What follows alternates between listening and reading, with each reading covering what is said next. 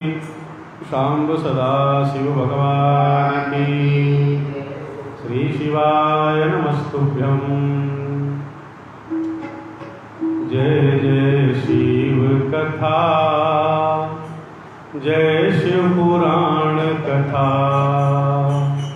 जय जय शिव कथा, जय शिव पुराण कथा। जय जय शिव कथा, जय शिव पुराण कथा। जय जय शिव कथा, जय शिव पुराण कथा। जय जय शिव कथा, जय शिव पुराण कथा।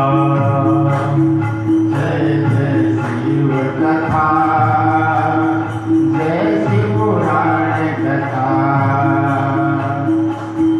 जिसे श्रवण कर मिट जाती है, श्रवण कर मिट जाती है, जिसे श्रवण कर मिट जाती है। श्रवण कर मिट जाती है, जन्म जन्म की व्यथा। जय जय शिव कथा, जय शिव पुराण कथा। जय जय शिव कथा, जय शिव पुराण कथा। जय जय शिव कथा, जय शिव पुराण कथा। जय जय शिव कथा, जय शिव पुराण कथा। महामोह महि से सुविशाला, राम कथा कालिका कराला।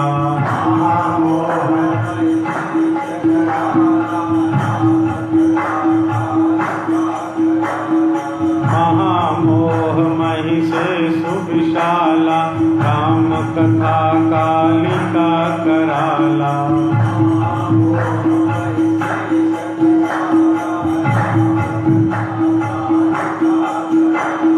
राम कथा शशि किरण समाना, संत चकोर करहि जेहि पाना।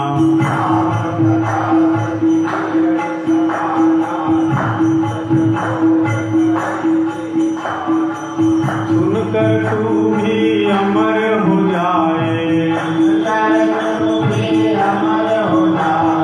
सुनकर तू भी अमर हो जाए।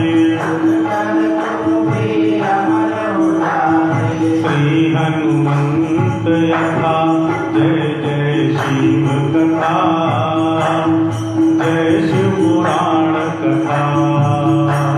जय जय शिव कथा, जय शिव पुराण कथा। जय जय शिव कथा, जय शिव पुराण कथा। जय जय शिव कथा, जय शिव पुराण कथा।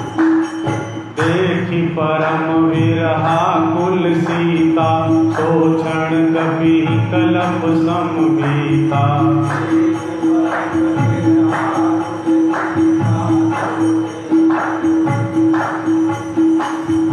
रामचंद्र गुण बरने लागा, सुनतहि सीता कर दुख भागा।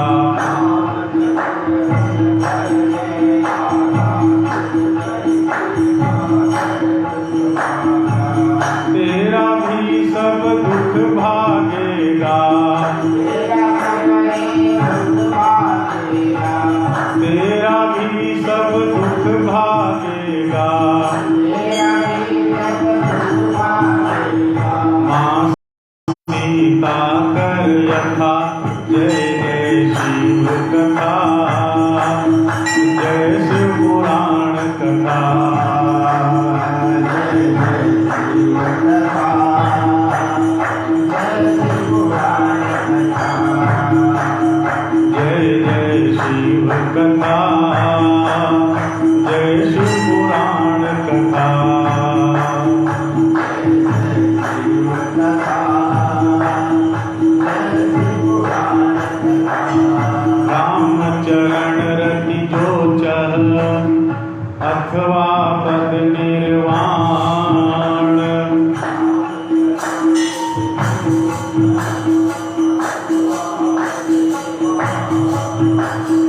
भाव सहित सोयह कथा करम श्रवण कुटुंबा जय जय शिव कथा जय शिव पुराण कथा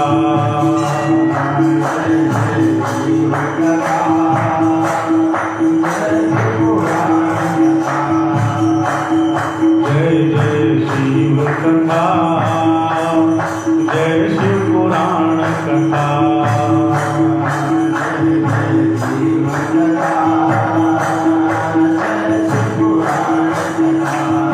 जिसे श्रवण कर मिट जाती है जिसे श्रवण कर मिट जाती है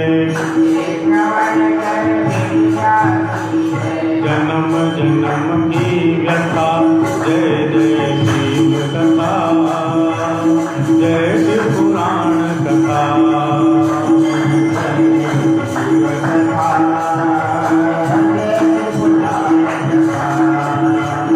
जय जय शिव कथा जय शिव पुराण कथा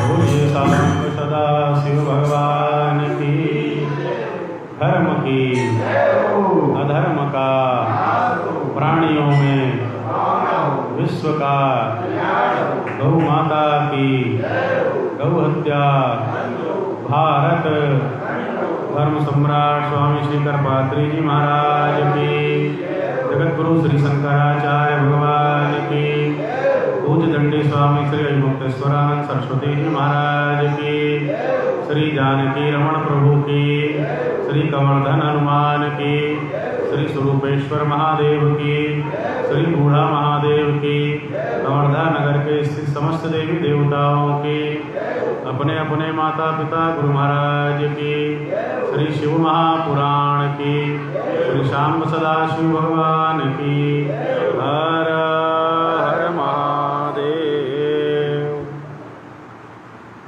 भगवान शिव जी के वांग्मय स्वरूप श्री शिव महापुराण श्री शंकराचार्य जन कल्याण न्यास के द्वारा पावन श्रावण के मास में हम सबके कल्याण के लिए कल्याण मूर्ति भगवान शिव जिनके मंगलमय लीला और दिव्य ज्ञान मानव समाज के कल्याण के लिए सरल से सरल साधन जहाँ वर्णित है, ऐसे श्री शिव महापुराण की मंगलमय चर्चा करने का सौभाग्य भगवान श्री राघवेंद्र सरकार जी के सानिध्य में चल रहा है। सूत सौनक संवाद के क्रम में यह पावन चर्चा कहने सुनने का सौभाग्य मिल रहा है। ऋषियों ने सूत जी से कहा कि ऐसा सुनने में आया है कि भगवान शिव का जो नैवेद्य है, भगवान शिव का जो भोग है, कुछ लोग कहते हैं उसे ग्रहण नहीं करना चाहिए। तो इस संबंध में जो शास्त्र सम्मत विचार है ये आप बताइए कि शिव भगवान शिव का जो भोग है, भगवान शिव का जो नैवेद्य है, प्रसाद है, उसे ग्रहण करना चाहिए कि नहीं। और साथ ही बिल्वपत्र इसका भी महत्व आप बताइए। तब सूत जी कहते हैं, महात्माओं ये बड़ा सुंदर आपने प्रश्न किया। जो भी भगवान शिव के भक्त हैं, पवित्र हैं, शुद्ध हैं, सद्व्रती हैं, दृढ़ निश्चयी हैं, ऐसे भगवान शिव के भक्तों को भगवान शिव का प्रसाद, भगवान शिव का नैवेद्य अवश्य ही ग्रहण करना चाहिए। इस भावना का त्याग करें कि शिव का नैवेद्य अग्राह्य है, भगवान शिव के प्रसाद को नहीं खाना चाहिए, इस भावना का त्याग कर दे और शिव के भक्तों को भगवान शिव का प्रसाद खाना ही चाहिए। शिव भक्त शुचि शुद्ध सद्व्रती दृढ़ निश्चय भक्षयेत् शिव नैवेद्यम त्यजेद अग्राह्य भावना। शिव का नैवेद्य अग्राह्य है, इस भावना को त्यागना चाहिए और भगवान शिव का नैवेद्य प्रसाद ग्रहण करना चाहिए।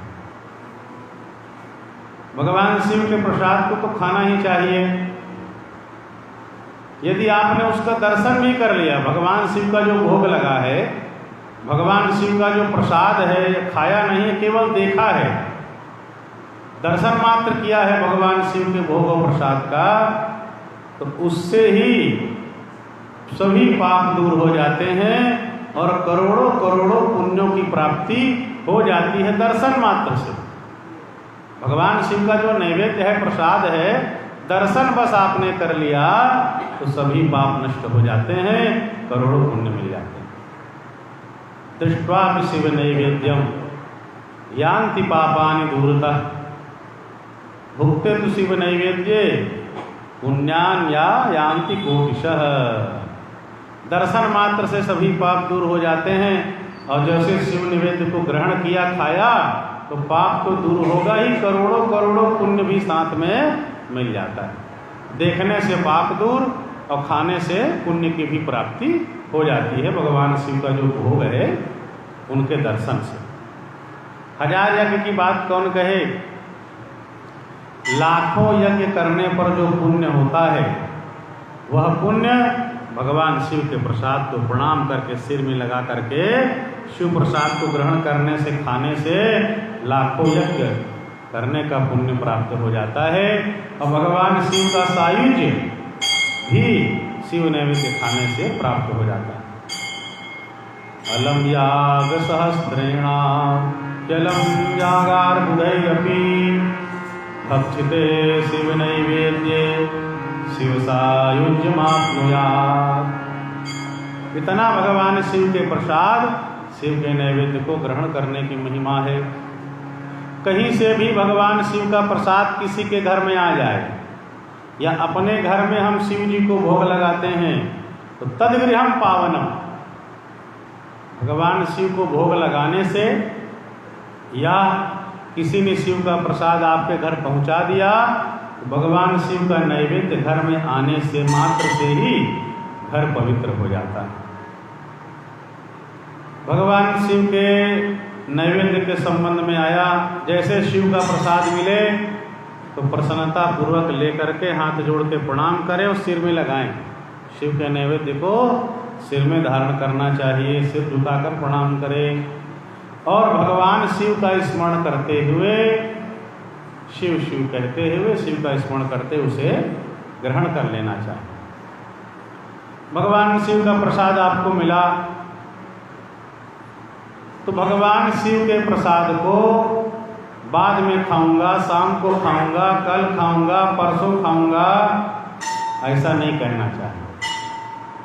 शिव के प्रसाद को तुरंत ग्रहण करना चाहिए, तत्काल छोटा सा लेकर के अपने मुख में डाल लीजिए, प्रणाम करिए, सिर से लगाइए, भगवान शिव का स्मरण करिए और कल खाएंगे, परसों खाएंगे, ये शिव प्रसाद को नहीं करना चाहिए। ऐसा जो करता है, भगवान शिव के प्रसाद को खाने में विलंब करता है, उसको पाप लगता है। इसलिए शिव का प्रसाद तुरंत ग्रहण करना चाहिए। आगतम शिव नैवेद्य मन्यदाग्रायमित्यपि विलंबे पाप संबंधो भवत्येव ही मानव। विलंब करने पर, बाद में खाऊंगा ऐसा कह के रखने पर शिव नैवेद्य को तत्काल भक्षण नहीं करने से पाप लगता है। जिस व्यक्ति के मन में भगवान शिव के प्रसाद को खाने की इच्छा नहीं होती तो समझ जाओ वो महान पापी है और नरक में जाने वाला है। जो पापी होता है, नरक में जाने वाला होता है, उसके मन में भगवान शिव के प्रसाद ग्रहण करने की इच्छा नहीं होती। हृदय में अवस्थित जो शिवलिंग है जो चंद्रकांत मणि के बने हुए शिवलिंग हैं, जो सोने अथवा चांदी से बनाए गए शिवलिंग हैं, ऐसे शिवलिंग पर जो भगवान शिव का नैवेद्य अर्पित किया जाता है, उसको जो भगवान शिव की दीक्षा लिए हैं उन भक्त को खाना ही चाहिए, प्रयास पूर्वक खाना चाहिए। जो भगवान शिव की दीक्षा संपन्न भक्त हैं वो समस्त शिवलिंग के प्रसाद को महाप्रसाद समझ करके खा सकते हैं। जिनको भगवान शिव का मंत्र मिला है, जिन्होंने भगवान शिव का मंत्र गुरु दीक्षा में प्राप्त किया है, तो जो शिव दीक्षा से संपन्न हैं, शिव दीक्षित हैं, उनको किसी भी शिवलिंग का प्रसाद महाप्रसाद के रूप में मान करके खाना चाहिए। वो सभी शिवलिंग के प्रसाद ले सकते हैं जो शिव मंत्र से दीक्षित हैं, शिव दीक्षा वाले हैं। वो शिव दीक्षान्वितो भक्तो महाप्रसाद संज्ञकम सर्वेषामपि लिंगानां नैवेद्यम भक्षयेच्छुः।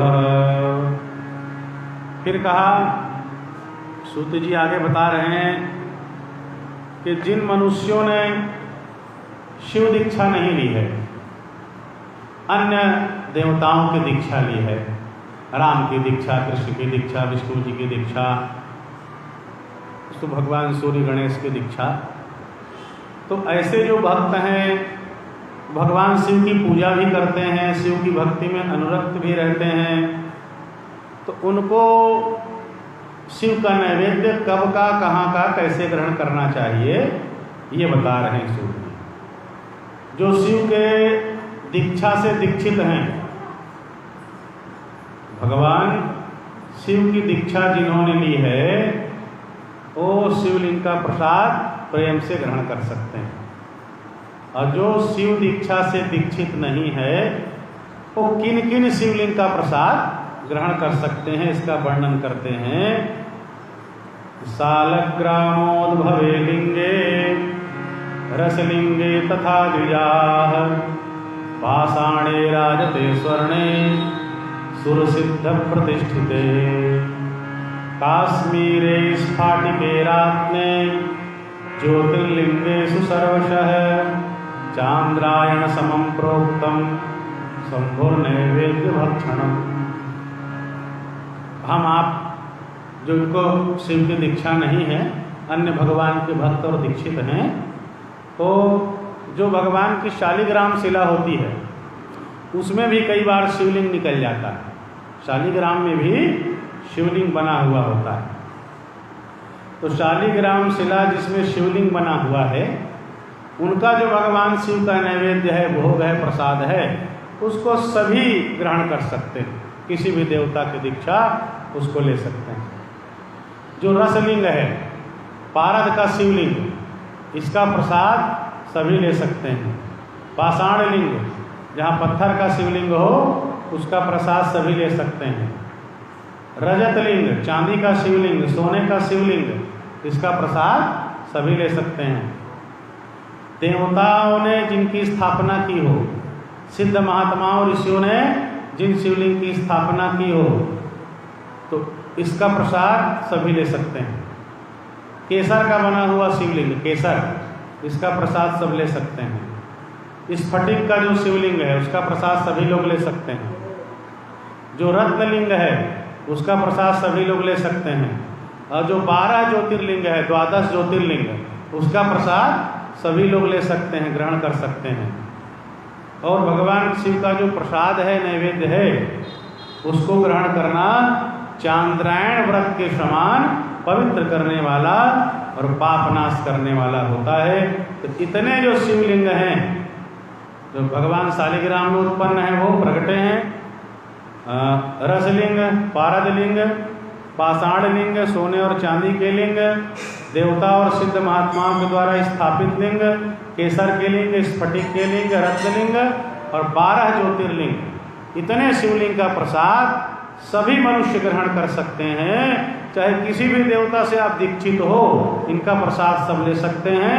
जो चांद्रायण व्रत के समान तत्काल शुद्ध पवित्र करने वाला, पापों को नष्ट करने वाला और करोड़ों करोड़ों पुण्य प्रदान करने वाला होता है। बोलिए सांब सदा शिव भगवान की। यदि किसी ने ऐसा व्यक्ति जिसने ब्रह्म हत्या किया है, ब्रह्म हत्या करने वाला व्यक्ति भी पवित्र होकर के भगवान शिव का निर्माल्य धारण करता है, उसके प्रसाद निर्माल्य को खाता है, वह उसके संपूर्ण पाप तत्काल नष्ट हो जाते हैं। इतना पावन है भगवान शिव का निर्माल्य और नैवेद्य। ब्रह्महा विशुचिर्भूत्वा निर्माल्यम यस्तु धारयेत् भक्षयित्वा दुतं तस्य सर्व पापम प्रणश्यति। भगवान में चढ़ा हुआ बिल्वपत्र पुष्प जो निर्माल्य है वो सिर से लगाए धारण करे या उसको खा ले, भक्षण कर ले, प्रसाद को भक्षण कर ले, समस्त पाप नष्ट हो जाते हैं। कहते हैं भगवान शिव के जो गण हैं 62, उनमें एक है चंड। तो भगवान शिव के जिस प्रसाद में चंड का अधिकार होता है उसको ग्रहण नहीं करना चाहिए। क्योंकि चंड ने भगवान शिव से कहा, भगवान ने कहा वर मांगिए, तो उन्होंने कहा महाराज जो भी आपको भेंट प्रसाद चढ़े वो सब मेरा हो जाए। भगवान ने कहा भैया भगवान ने प्रसाद चढ़ता है वो तो बांट के खाना चाहिए, बांटा जाता है, अकेले आप ले लोगे तो हमारे भक्त किसको खाएंगे। तो कहा महाराज मुझको मिल जाए और जितने आपके शिव भक्त हैं, शिव दीक्षा संपन्न हैं, उनको मिल जाए। भगवान ने कहा भाई प्रसाद में सबका अधिकार है, चाहे शिव दीक्षा ले, चाहे विष्णु दीक्षा ले, चाहे राम दीक्षा ले। तो कहा फिर उसका विभाग हो गया, जिसमें चंड का अधिकार है वो ग्रहण ना करें और बाकी लिंग का प्रसाद ग्रहण कर सकते हैं। तो बताया गया कहाँ कहाँ चंड का अधिकार नहीं है। तो जो बाण लिंग होता है, नर्मदा जी से प्रकट बाण लिंग, इसमें चंड का अधिकार नहीं होता। लौह लिंग, इसमें चंड का अधिकार नहीं होता। सिद्ध लिंग, इसमें चंड का अधिकार नहीं होता। स्वयंभू लिंग, इसमें भी चंड का अधिकार नहीं होता। तो इनका जो प्रसाद है सब ग्रहण कर सकते हैं। और पूज्य राजेंद्र दास जी महाभाग अपने शिव पुराण के प्रवचन में बता रहे थे कि जहाँ चंड का भी अधिकार है उस प्रसाद को जो शिव दीक्षा से दीक्षित हैं वो ग्रहण कर सकते हैं, और जो अन्य देवताओं से दीक्षित हैं वो चंड के अधिकार वाले प्रसाद को ग्रहण नहीं कर सकते हैं। फिर ऊपर जो शालिग्राम, शिला, रसलिंग, सोना, चांदी, इसका ग्रहण सब लोग कर सकते हैं। भगवान शिव को जो विधि पूर्वक स्नान कराते हैं और भगवान शिव का स्नान किया हुआ जो जल है उनका चरणामृत है, अभिषेक का जल है, उसको जो 3 बार पी लेता है उसके समस्त पाप तत्काल नष्ट हो जाते हैं। भगवान शिव का चरणामृत, उनका अभिषेक का जल 3 बार ग्रहण कर लिया, पी लिया, सिर से लगा लिया तो तत्काल पाप नष्ट हो जाता है। त्रिपिबे त्रिविधम पापम तस्ये हासु विनश्यति। इस तरह से भगवान के चरणामृत की महिमा।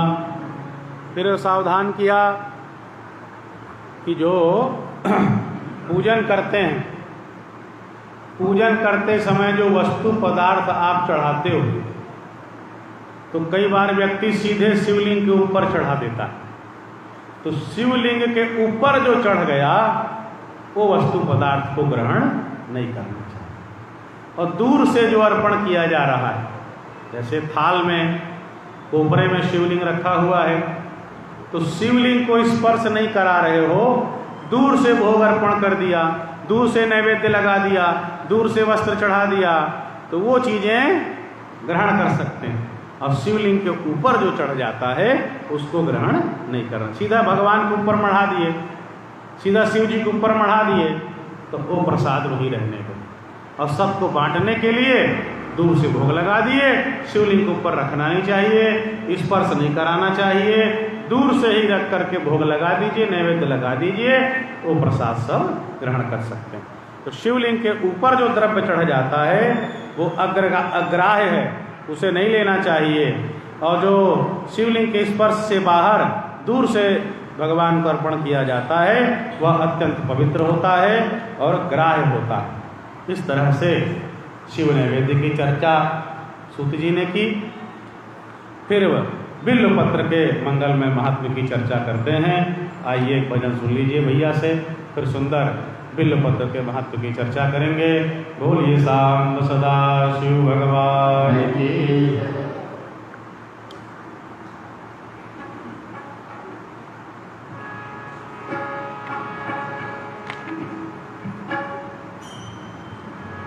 बोल घनश्याम रामचंद्र की जय। ईश्वर सत्य है, सत्य ही शिव है, शिव ही सुंदर है। जागो उठ कर देखो, जीवन जो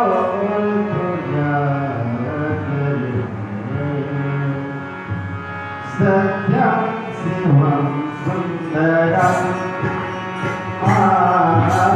सत्यं शिवं सुंदरं, सत्यं शिवं सुंदरं, सत्यं शिवं सुंदरं। ईश्वर सत्य है, सत्य शिव है, शिव ही सुंदर है।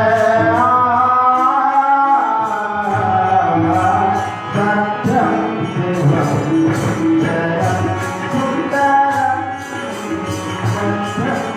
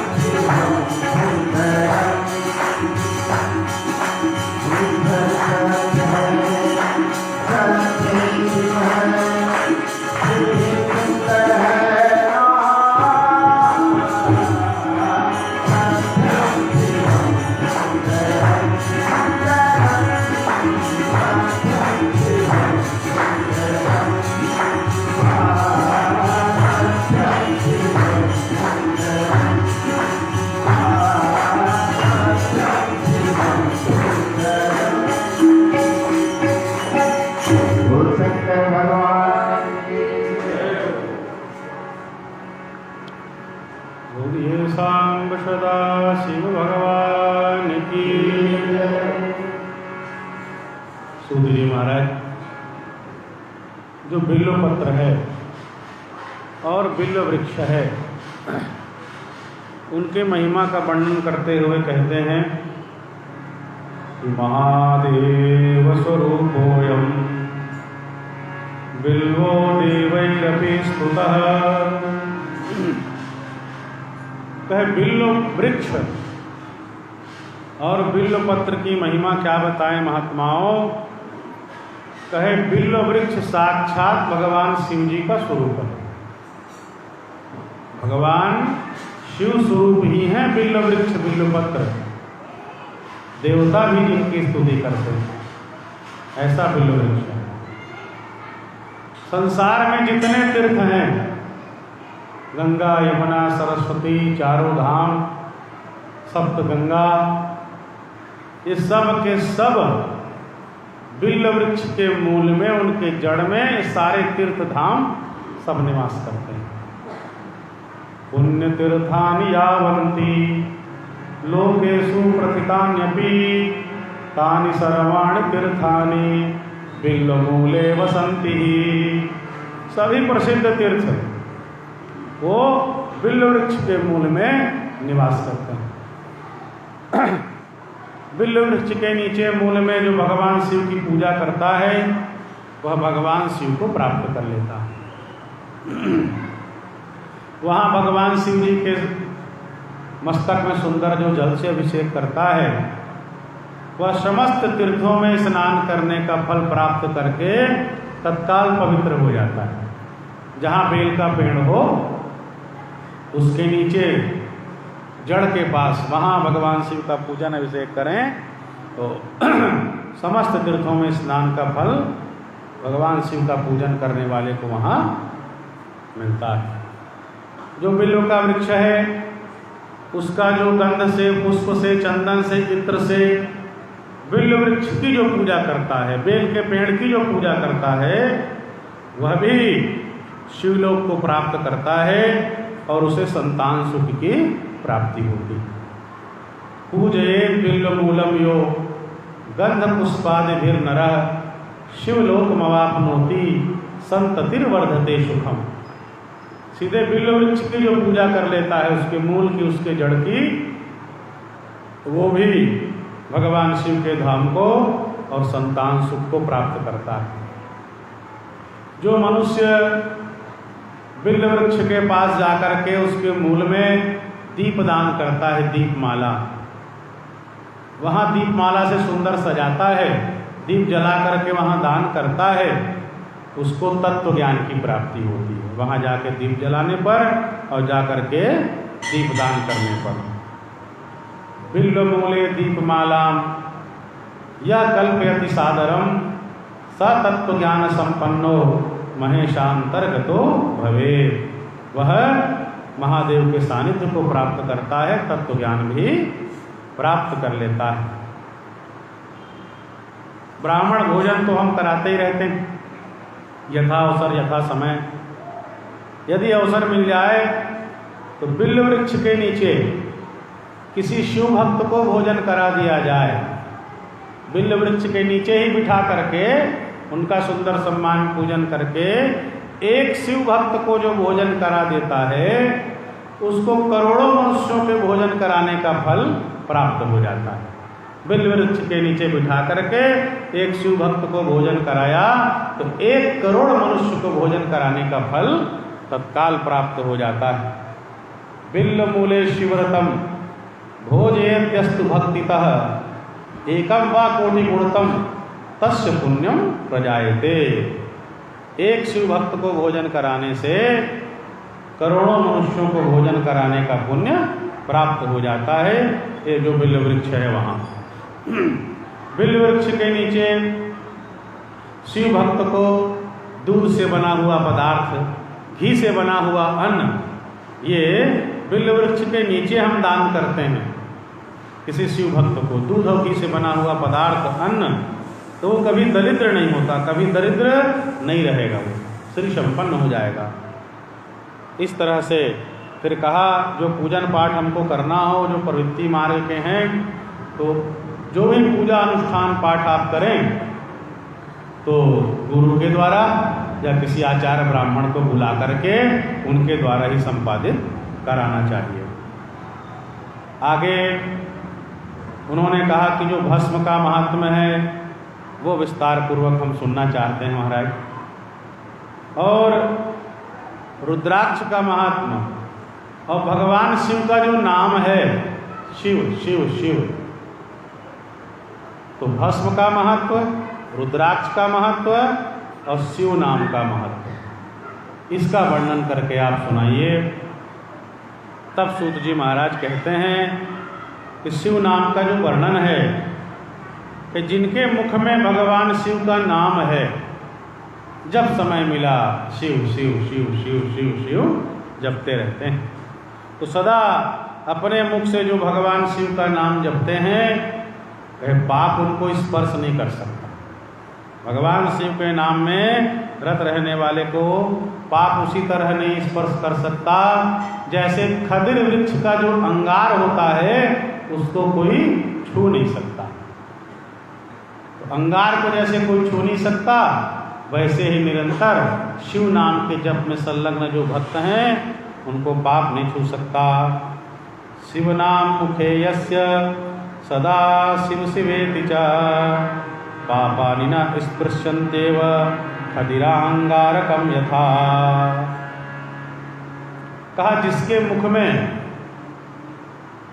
हे शिव आपको नमस्कार है, श्री शिवाय नमस्तुभ्यम, ये जो वाक्य है श्री शिवाय नमस्तुभ्यम, ये विद्येश्वर संहिता का है 23वां अध्याय श्लोक क्रमांक 7। श्री शिवाय नमस्तुभ्यम जो सदा ये जपते रहते हैं, अर्थात भगवान शिव को नमस्कार है, श्री शिवाय नमस्तुभ्यम।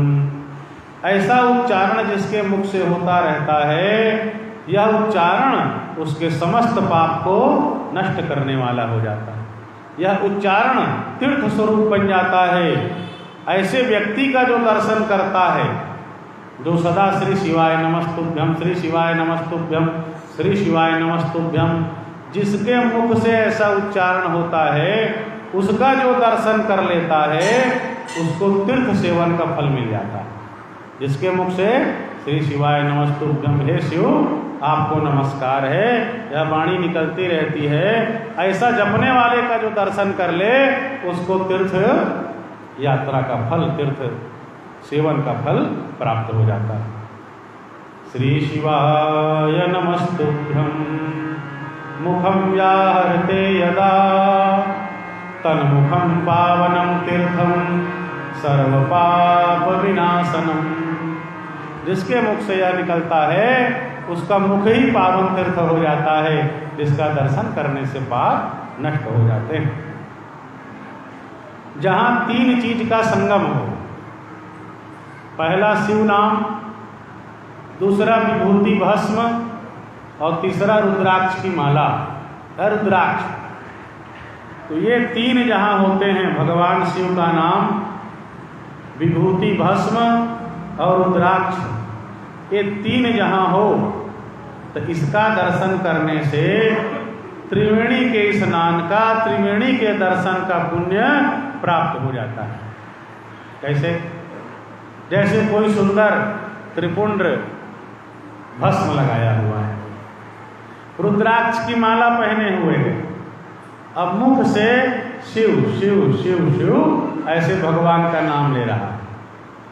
जैसे हमारे ब्रह्मचारी केशवानंद जी महाराज विराजमान हैं, उनके ललाट में बड़ा सुंदर भस्म लगा हुआ है, गले में सुंदर रुद्राक्ष की माला है और मुख में भगवान का नाम हो। 3 चीजें जहाँ मिल जाए, भस्म, रुद्राक्ष और शिव नाम, ऐसे व्यक्ति का दर्शन करने से त्रिवेणी दर्शन का पुण्य हो जाता है, त्रिवेणी स्नान का पुण्य हो जाता है। इसमें कोई शंका नहीं करना चाहिए, ये तीनों त्रिवेणी के समान है। शिव नाम, विभूति भस्म और रुद्राक्ष, इनके दर्शन मात्र से पाप नष्ट हो जाते हैं, शुभ होता है, ये सब कल्याण करने वाले होते हैं और त्रिवेणी स्नान का फल प्राप्त हो जाता है। ये 3 जहाँ दर्शन हो जाए आपको, शिव नाम विभूतिश्च तथा रुद्राक्ष एव च एतत्त्रयं महापुण्यम त्रिवेणी सदृशम स्मृतम। ये तीनों का दर्शन, त्रिवेणी दर्शन का पुण्य प्राप्त होता है। जिनके शरीर पर भस्म हो, रुद्राक्ष हो, मुख में शिव नाम हो, उनका पाप विनाशक दर्शन संसार में दुर्लभ होता है। इसमें ये जो त्रिवेणी है, एक तो गंगा जमुना सरस्वती की त्रिवेणी है तीर्थराज प्रयाग में, दूसरी त्रिवेणी है शिव नाम, भस्म और रुद्राक्ष। ये दोनों में अंतर बिल्कुल नहीं मानना चाहिए। वो भी त्रिवेणी है और ये भी त्रिवेणी है। वहाँ भी दर्शन कर लिए पाप नष्ट हो गया, और ये त्रिवेणी का दर्शन कर लिए तो भी पाप नष्ट हो गया। कहते हैं जिसके मस्तक में भस्म ना हो, जिसके अंग में रुद्राक्ष ना हो, और जिसके मुख में भगवान शिव का नाम ना हो, ऐसे व्यक्ति को अधम के समान, पापी के समान त्याग देना चाहिए। विभूतिर्यस्य नो भाले नांगे रुद्राक्ष धारणम नास्चे शिव महिवाणी तम तजेद अधमम यथा। जिसके मस्तक में भस्म ना हो, जिसके अंग में रुद्राक्ष की माला ना हो, और जिसके मुख में भगवान शिव का नाम ना हो, उसको अधम और पापी मान के त्याग देना चाहिए। और तीन जहाँ हो तो त्रिवेणी का दर्शन हो रहा। बोलो श्याम सदाशिव भगवान की। ऐसे ही तुलसीदास जी ने मीराबाई से कहा था, तो जाके प्रिय न राम वैदेही तजिए ताहि कोटि बैरि सम यद्यपि परम सनेही। पिता तजेव प्रहलाद बंधु विभीषण भरत महतारी। जिनको भगवान राम प्रिय ना हो, ऐसे को तजिए ताहि कोटि बैरि सम, करोड़ों करोड़ों दुश्मन शत्रु मान करके भले ही बड़ा प्रिय हो, यद्यपि परम स्नेही, उसको त्याग कर देना चाहिए। और शिव पुराण में सूत जी कहते हैं कि जिनके शरीर में विभूति ना हो, जिनके गले में रुद्राक्ष की माला ना हो, और जिनके मुख में भगवान शिव का नाम ना हो, ऐसे को अधम मान करके त्याग देना चाहिए। यहाँ जो भगवान शिव का नाम है वो गंगा है, जो विभूति है, भस्म है, वो यमुना है, और जो रुद्राक्ष की माला है, रुद्राक्ष है, वो सरस्वती है। तो तीनों की संयुक्त त्रिवेणी समस्त पापों का नाश करने वाली है। इसलिए आप देखना, ब्रह्मा जी भी सुंदर त्रिपुंड का भस्म लगाते हैं, भस्म से त्रिपुंड। भगवान नारायण भी लगाते हैं, रुद्र भी लगाते हैं, रुद्राक्ष की माला भी धारण करते हैं, मुख में शिव नाम रहता है। ते त्रिवेणी प्रायः ऋषि, महात्मा, देवता, ब्रह्मा, विष्णु, ये सब इनको ग्रहण करते हैं। भगवान की जो महिमा है, भगवान के मंगल में शिव नाम की, उनका महिमा का कुछ संक्षेप में वर्णन कर रहा हूँ। इस शिव नाम की जो महिमा है, जिसे सूत जी बता रहे हैं, इसको सुनने मात्र से ये समस्त पापों को दूर कर देता है। ऐसा सुंदर भगवान शिव के मंगलमय नाम की महिमा है। शिवेति नाम दावाग्नेर महापातक पर्वताः भस्मी भवन्त्यनायासा सत्यम सत्यम न संशयः। कहते हैं भगवान शिव का जो नाम है वो दावानल के समान है। जैसे पाप रूपी पर्वत दावानल में, अग्नि में समाप्त हो जाता है, वैसे ही जो भगवान शिव के मंगलमय नाम का जप करता है, तो शिव के मंगलमय नाम के जप से पाप रूपी पर्वत अनायास ही नष्ट हो जाते हैं, समाप्त हो जाते हैं। कहे यह सत्य है, सत्य है, इसमें कोई शंका नहीं करनी चाहिए। पाप का मूल दुख है। जो एक हमको दुख मिलता है वो पापों के कारण है। दुख के मूल में पाप है, पाप के मूल में अज्ञान है, अविद्या है। तो अन्य जो हम उपाय करते हैं, उस उपाय से पाप का और दुख का जो मूल कारण है वो पूरी तरह से नष्ट नहीं होता। पर जब हम भगवान शिव के मंगलमय नाम का आश्रय ले लेते हैं, शिव नाम का सहारा ले लेते हैं, तो दुख और पाप का मूल ये सदा सदा के लिए मूल से नष्ट हो जाता है। जो भगवान शिव के नाम जपने में लगा हुआ है वही वेदों का ज्ञाता है, वही धन्यवाद का पात्र है, वही वास्तव में ज्ञानी है जो भगवान शिव का नाम जपने में लग गया। जो भगवान शिव के नाम में विश्वास रखते हैं उनको अपने द्वारा आचरण किए गए जो धर्म है, आचरित सत्कर्म है, उसका तत्काल फल मिल जाता है। जिनको भगवान शिव के नाम में विश्वास रहता है, शिव नाम जपते हैं। भगवान के मंगलमय नामों में जितना पाप नष्ट करने की क्षमता है उतना पाप करने की क्षमता मनुष्य के अंदर नहीं। भगवान शिव का नाम जितने पापों को नष्ट कर सकता है उतना पाप तो आप कर ही नहीं सकते। इतना वो पाप नष्ट करने की क्षमता भगवान शिव के नाम है। पातकानि विनश्यन्ति यावन्ति शिवनामतः भुवि तावन्ति पापानि क्रियन्ते न नरैर्मुने ब्रह्महत्यादि पापानां राशीन प्रतिमान मुने शिवनामदुतं प्रोक्तं नाशयत्यखिलान् नरैः। कहे छोटे मोटे पाप की तो कौन बात करे, ब्रह्म हत्या जैसा जो पाप है, जो पाप की अपरिमित राशि है, वह भी भगवान शिव का नाम लेने से नष्ट हो जाता है। ब्रह्म हत्या जैसे पाप भी नष्ट हो जाया करता है। जो भगवान शिव का नाम है वो नौका के समान है और ये संसार समुद्र के समान है, संसार सागर है। तो जो भगवान शिव के नाम का आश्रय लेता है, भगवान शिव के नाम का सहारा लेता है, तो वो शिव नाम रूपी नौका में चढ़ करके संसार रूपी सागर से, भव सागर से पार हो जाता है, जन्म मरण के चक्कर से मुक्त हो जाता है। और ये जो जन्म मृत्यु का चक्कर है, जिसका मूल कर्म और पाप है, यह भी नष्ट हो जाते हैं। बोलिए श्री शिव महापुराण की। ये जो संसार रूपी वृक्ष है, इसको काटने के लिए भगवान शिव का नाम कुठार के समान है, कुल्हाड़ी के समान है। पाप रूपी दावानल से जो पीड़ित हो रहे हैं, उन्हें भगवान शिव के मंगलमय नाम रूपी अमृत का पान करना चाहिए। जो पापों से दग्ध हो रहे हैं, कहे जब तक वो भगवान शिव का नाम नहीं लेते हैं तब तक उनको शांति नहीं मिलती है। जिनके मन में भगवान शिव के नाम के प्रति श्रद्धा हो जाती है, भक्ति हो जाती है, तो समझ जाओ यह जन्म जन्मांतर के तपस्या का फल है। नहीं तो व्यक्ति कहने सुनने पर भी नाम के महिमा में उतनी श्रद्धा नहीं होती। लोगों को लगता है कि बहुत बढ़ा चढ़ा करके बताया जा रहा है, भगवान के नाम में लगाने के लिए महिमा को कुछ बढ़ा करके बोला जा रहा है।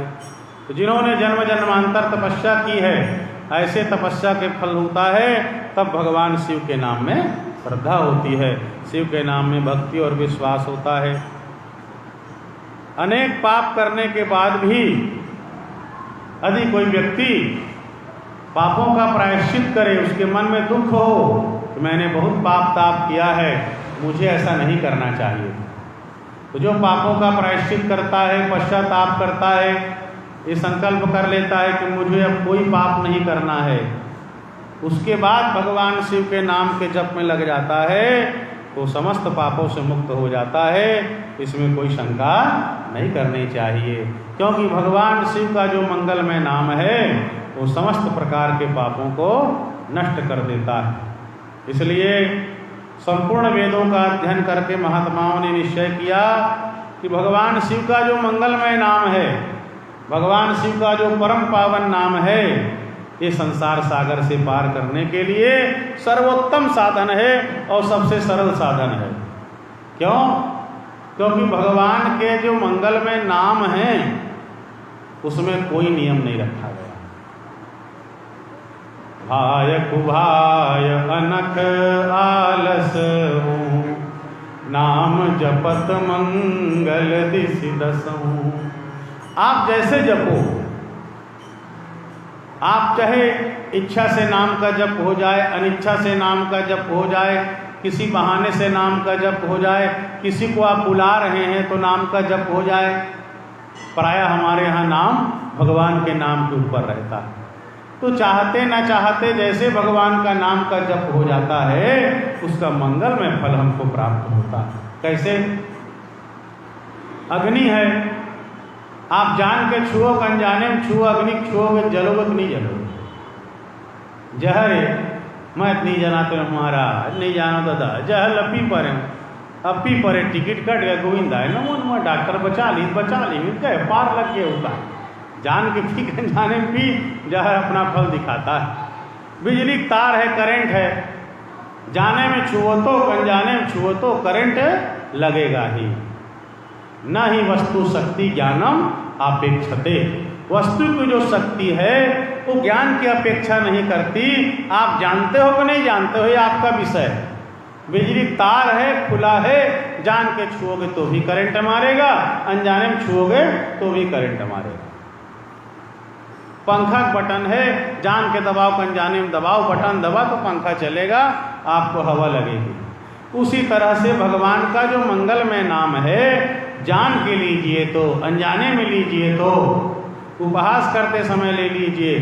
शत्रुता के भाव से रावण ने जब किया तो जिस तरह से हो, जिस प्रकार से हो, भगवान का मंगलमय नाम हमारे मुख से निकलता है, निश्चित रूप से उसका कल्याण होता ही है, तय है कल्याण होना। तो इस तरह से सूत जी कहते हैं कि सभी महात्माओं ने निश्चय किया कि संसार सागर से सरलता पूर्वक पार जाना है तो भगवान के शिव के मंगलमय नाम का सहारा लेना चाहिए, और शिव के नाम का सहारा लेकर के व्यक्ति संसार सागर से पार जा सकता है। भगवान के मंगलमय नाम की बड़ी महिमा है, जितना आप वर्णन करिए कम है। गिद्ध अजामिल गणिका तारे तारे सदन कसाई और नाथ मोहे कैसे तारे। चाहे जिस रूप में हो, जिस ढंग से हो, भगवान का नाम मुख से निकल रहा है आपका कल्याण करेगा ही। एक बार की बात है, पूज्य राजेंद्र दास जी महाराज के श्रीमुख से राम नाम के महिमा का वर्णन सुना था। तो जो राम नाम की महिमा है वही कृष्ण नाम की महिमा है, वही शिव नाम की महिमा है। भगवान के सभी नाम की महिमा एक ही है, छोटा बड़ा नहीं मानना चाहिए। और भगवान के नाम की आराधना करें तो दशनामा अपराध जो होता है उससे बच कर के भगवान का नाम जपते हैं तो पूरा पूरा फल उसका प्राप्त होता है। दशनामा अपराध क्या है? जैसे नाम तो जप कर रहे हो और संत महात्मा भगवान के भक्त की निंदा कर रहे हो, अपराध लगता है। भगवान का ये नाम बड़ा है और ये नाम छोटा है। को बड़ छोट कहत अपराध हो, किसी नाम को बड़ा मानना, किसी नाम को छोटा मान लेना, ये भी नाम अपराध है। मौका आया पाप करने का, लेन अभी पाप न कर लेथन, चोरी कर लेथन, डाकल डाल लेथन और नाम लेबो तो नष्ट हो जाए। तो भगवान के नाम के आड़ में पाप करना, अभी जेन लगे तेन कर लोगे, बाद में भगवान के नाम ले लेबो, तो नाम के आड़ में पाप करना ये भी नाम अपराध है। तो भगवान का जो मंगलमय नाम है, नाम लेत भव सिंधु सुखाई, संसार सागर को सुखा देता है। पर दशनामा अपराध से बचते हुए भगवान के मंगलमय नाम का जाप करना चाहिए। तो पूज्य राजेंद्र दास जी महाभाग ने एक सुंदर कथा सुनाई भगवान के मंगलमय नाम की कि एक बार एक ब्राह्मण का और ब्राह्मणी का विवाह हुआ था। तो कुछ समय बाद जब गौने का अवसर आया तो ब्राह्मण देवता गौने में अपनी वधू को लेने के लिए गए। लेने गए तो समयानुसार गौने में सोने चांदी का आभूषण और माता पिता जब कन्या की विदाई करते हैं तो जो बनता है उनसे अपनी शक्ति से अधिक व्यक्ति अपने पुत्री को देता है। तो उन्होंने धन संपत्ति, सोना चांदी, वस्त्र जो हुआ उनको दिया। वहाँ जो उनका ससुराल था उससे अपने घर आने के दो रास्ते थे। एक लंबा रास्ता था जो सुरक्षित था और बढ़िया रास्ता था, प्रायः जिसमें लोग आते जाते रहे।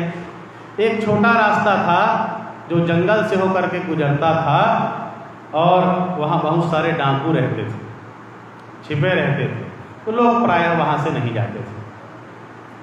तो ब्राह्मण देवता ने कहा कि हम लोग लंबे रास्ते से जाएंगे, दूर वाले रास्ते से जाएंगे जिसमें यात्रा सुरक्षित हो। तो उतने में जो चोर थे, डाकू थे, उनको भी इस बात की जानकारी हो गई, इनकी विदाई होनी है और ये सोना चांदी धन संपत्ति रखे हुए हैं, तो कैसे करके इनको लूटा जाए। ये डाकू लोग योजना बना करके वेश बदल करके आ गए। अच्छा, ये जो नाम की महिमा है, एक अति विश्वास वाली महिमा है ना। हम आप इस लेवल के नहीं हैं, हम आप, हमारी आपकी पात्रता नहीं है जिस महिमा का वर्णन यहाँ हो रहा है।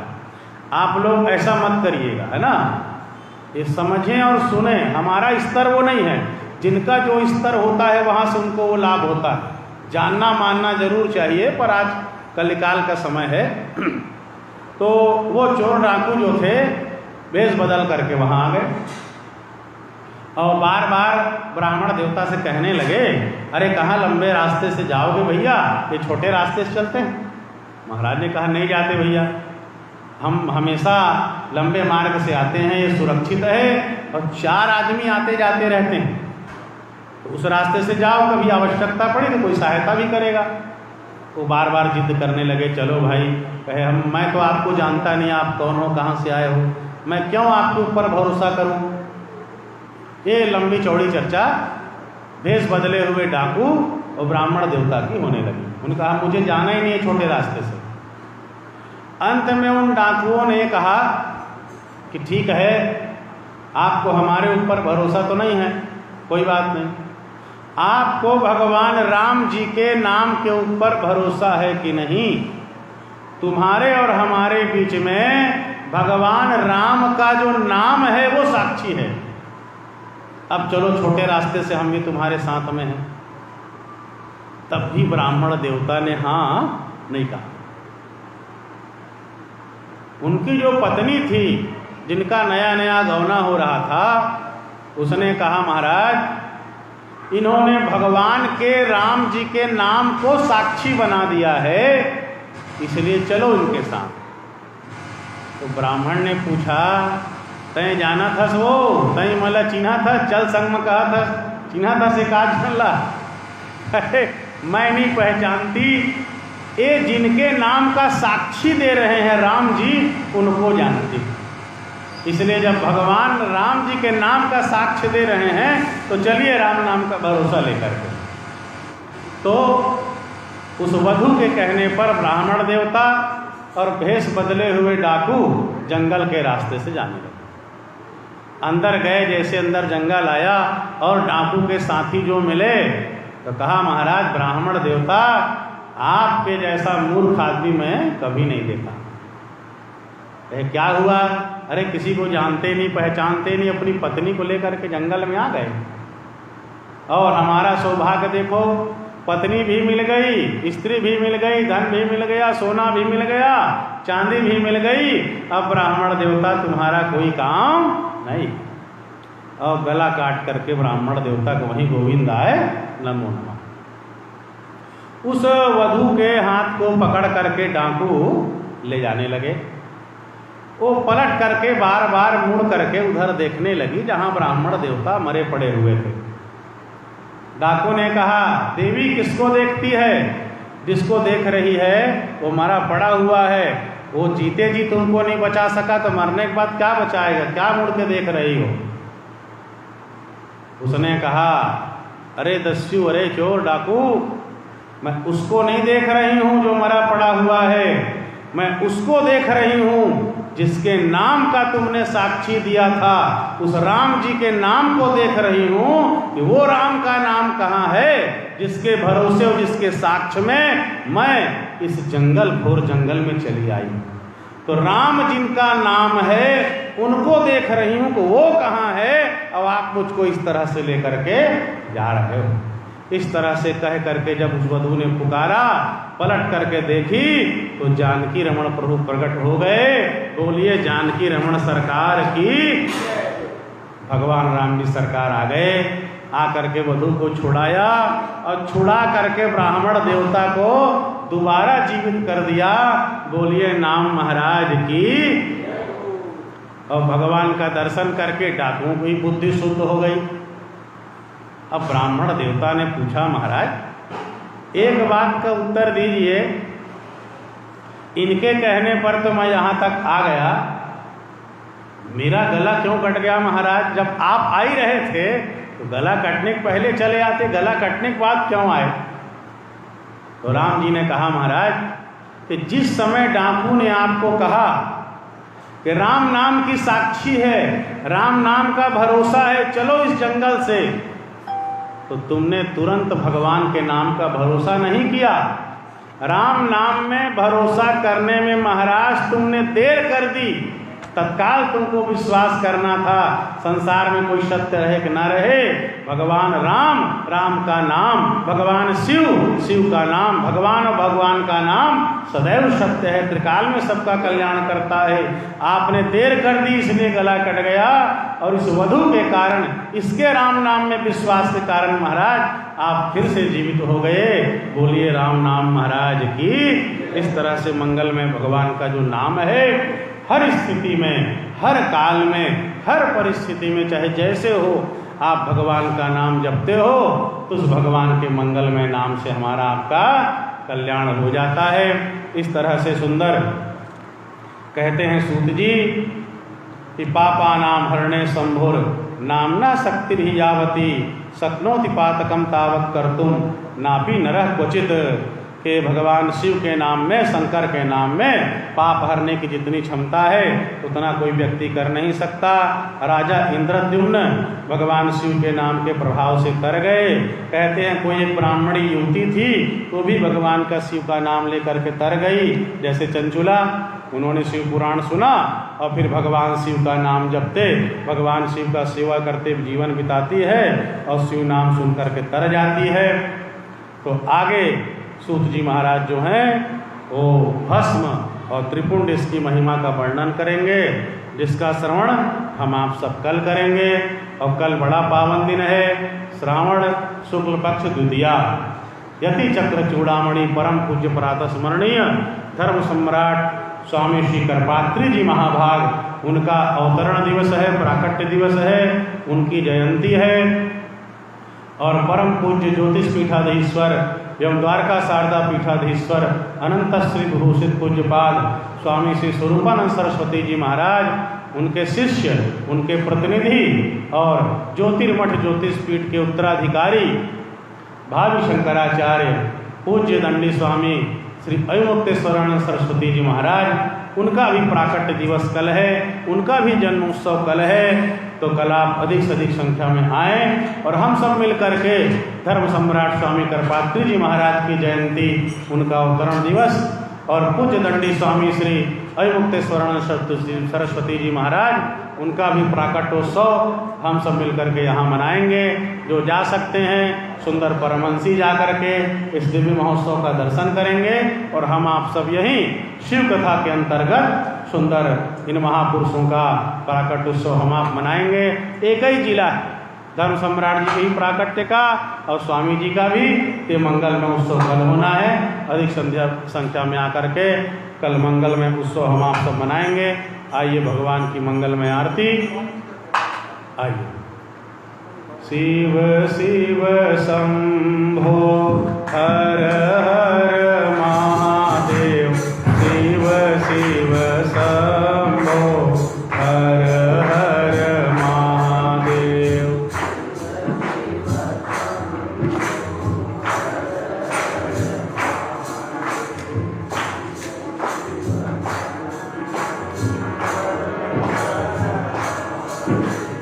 शिव शिव शंभो हर हर महादेव, शिव शिव शंभो हर हर महादेव।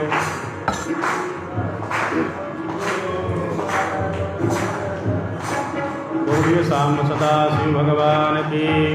अपने अपने स्थान में खड़े हो जाएंगे। जय शिव ओंकारा स्वामी है शिव ओंकारा ब्रह्मा विष्णु सदा शिव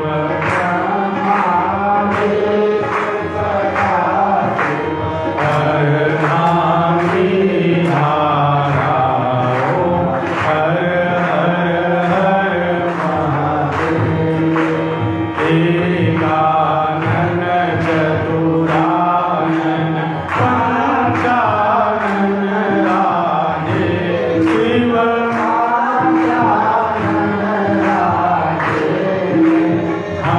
हंसासन गरुडासन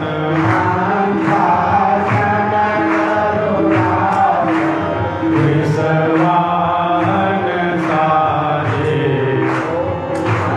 हर हर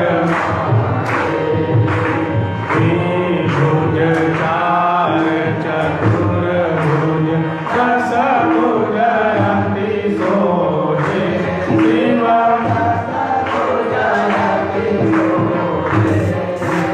तीनों रूप निरखता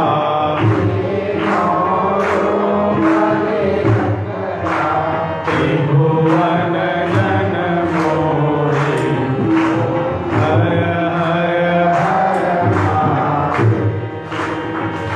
श्वेतांबर पीतांबर बाघांबर अंगे शिव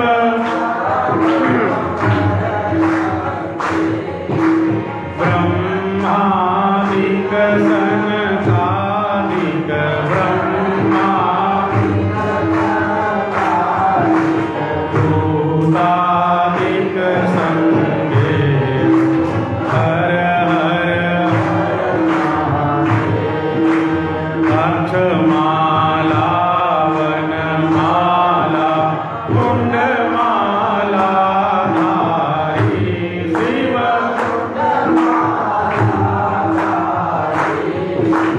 चंदन मृग मद सोहे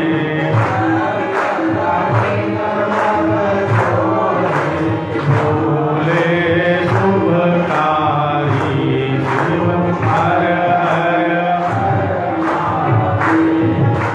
हर माधे जगमंडल चक्र त्रिशूल धरता शिव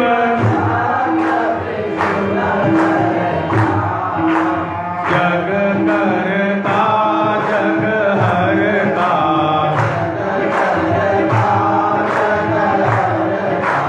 जग पालन करता शिव हर हर ब्रह्मा विष्णु सदा शिव जानत अभिवेका शिव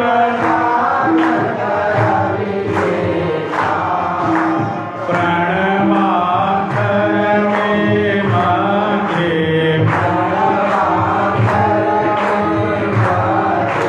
ये तीनों एका हर हर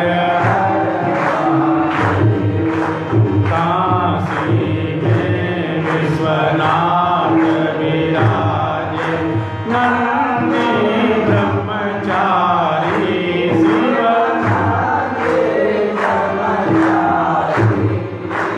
नित उठ भोग लगावे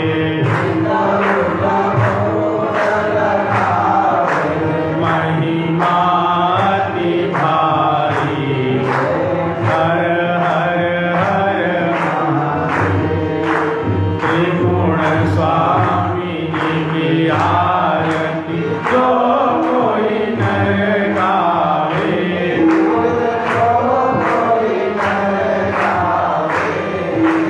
कहत शिवानंद स्वामी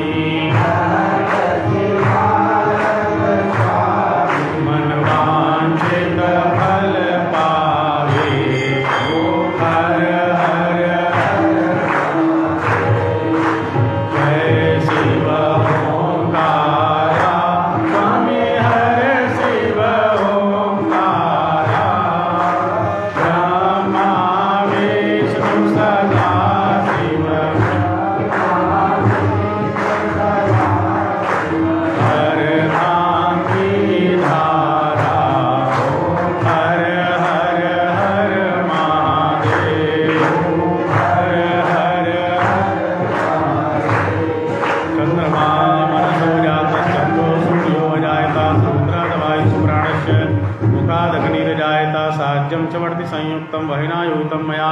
दीपं गृहाण देवेश त्रैलोक्यातिमिरापहं कदलीगर्भसम्भूतं कर्पूरं तु प्रदीपितम् आरार्तिकमहं कुर्वे पश्य मे वरदो भव।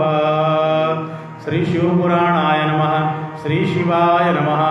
आर्तिक्यं समर्पयामि दीपं दर्शयामि कर्पूरगौरं करुणावतारं संसारसारं भुजगेन्द्रहारं सदा वसन्तं हृदयारविन्दे भवं भवानी सहितं नमामि भवं भवानी सहितं नमामि। अपने अपने स्थान में घूम जाएंगे। यानि कानि च पापानि जन्मान्तरकृतानि च तानि सर्वाणि नश्यन्तु प्रदक्षिण पदे पदे। यस्य स्मृत्या च नामोक्त्या तपोयज्ञक्रियादिषु न्यूनं सम्पूर्णतां याति सद्यो वन्दे तमच्युतः। श्रीविष्णवे नमः। श्रीविष्णवे नमः। श्रीविष्णवे नमः। श्री शाम्ब सदा शिवाय नमः। श्री शिवार्पणमस्तु। बोलिए श्री शिव महापुराण की। श्री शाम्ब सदा शिव भगवान की। धर्म की अधर्म का प्राणियों में विश्व का गौ माता की गौ हत्या भारत धर्म सम्राट स्वामी श्री करपात्री जी महाराज की। जगत गुरु श्री शंकराचार्य